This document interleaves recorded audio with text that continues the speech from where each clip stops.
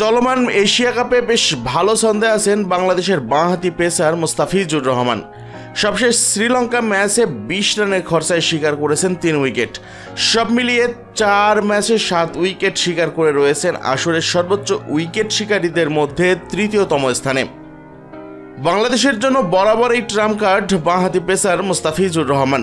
ফিজের বোলিংয়ের বড় অস্ত্র স্লোয়ার কাটার দুবাইয়ের কিছুটা স্টেকি উইকেটে দারুণ কার্যকরী হওয়ার কথা। লঙ্কা ম্যাচের অনুকূল পরিবেশে নিজের খেলাটা ভালোভাবেই দেখিয়েছেন মুস্তাফিজ। ভারত ম্যাচেও তার দিকে তাকিয়ে থাকবে বাংলাদেশ। ম্যাচের আগে সংবাদ সম্মেলনে ভারতের সহকারী কোচ রায়ান টেন্ডুলকারও প্রশংসায় ভাসালেন মুস্তাফিজুর রহমানকে। সংবাদ সম্মেলনে টেন্ডুলকার বলেছেন, হ্যাঁ, সে একজন চ্যাম্পিয়ন, অনেকদিন ধরেই খেলছে, দারুণ স্কিলফুল বলার। আমরা জানি তার স্কিলের ব্যাপারে।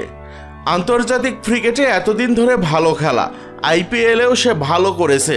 সে যখন খেলেছে সব প্রতিপক্ষকেই আমরা সম্মান করি। বাংলাদেশ দলে এমন অনেক ভালো প্লেয়ারই রয়েছে।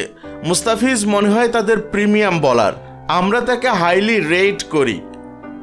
আপনাদের সবাইকে জানিয়ে রাখতে চাই, সুপার 4-এ পাকিস্তানকে হারিয়ে দারুণ শুরু পেয়েছে ভারত। অন্যদিকে লঙ্কানদের হারিয়ে বেশ চাঙ্গা আছে বাংলাদেশও। এবার মুখোমুখি হচ্ছে বাংলাদেশ এবং ভারত। আজ 24 সেপ্টেম্বর দুবাইয়ে মুখোমুখি হচ্ছে বাংলাদেশ এবং ভারত। খেলা শুরু হবে বাংলাদেশ সময় সন্ধ্যা 8:30টায়।